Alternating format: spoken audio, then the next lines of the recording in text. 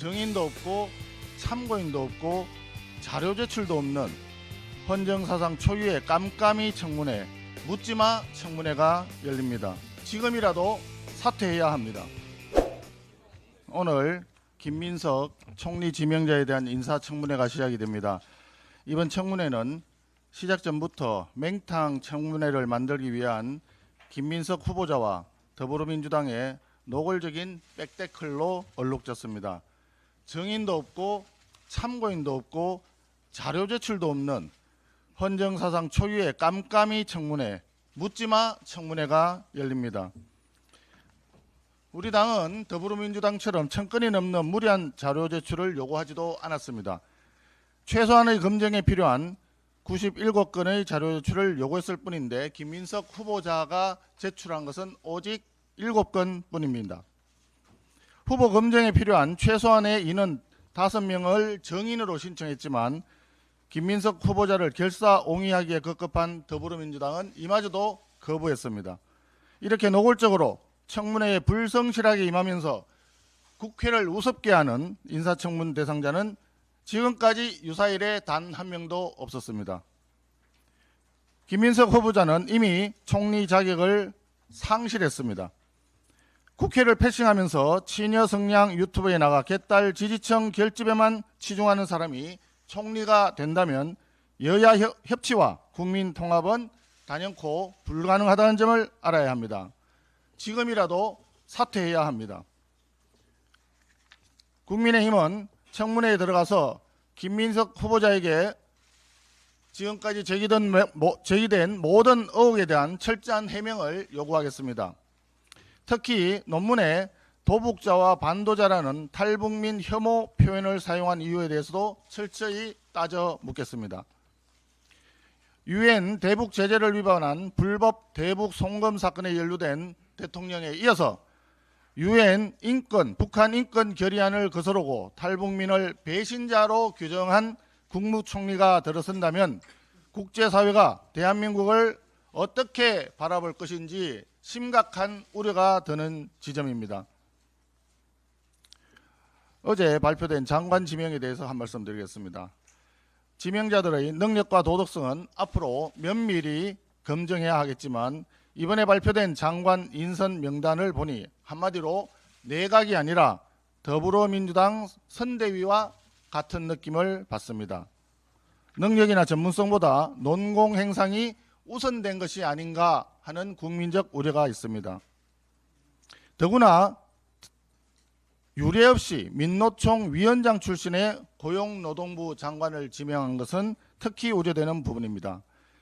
그동안 진행되어 온 노동개혁의 성과는 후퇴하고 노란봉투법, 중대재해처벌법, 주 52시간 근로제 등 주요 현안에 대한 새 정부의 반기업적 스탠스를 명확히 못 박아두는 인사가 아닌가 우려됩니다. 이미 고용노동부 장관 인선은 민노총의 정치적 청구소가 본격적으로 날아오는 신호탄으로 보는 시각이 있습니다.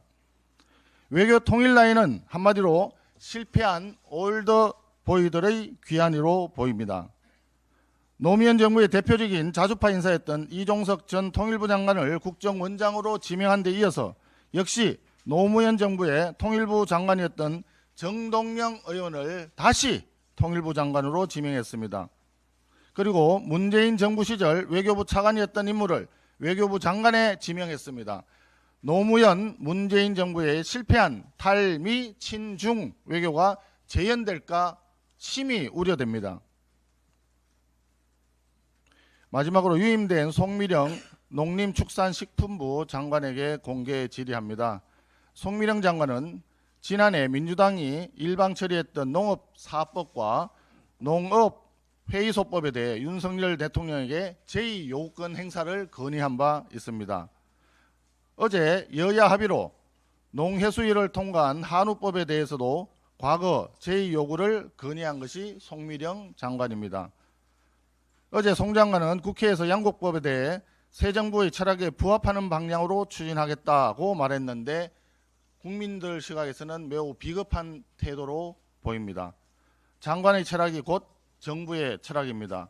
본인이 과거 대통령에게 제2요구를 건의했던 법안들에 대해 그 누구도 아닌 본인의 소신과 철학을 중심으로 국민들께 상세히 설명하기 바랍니다.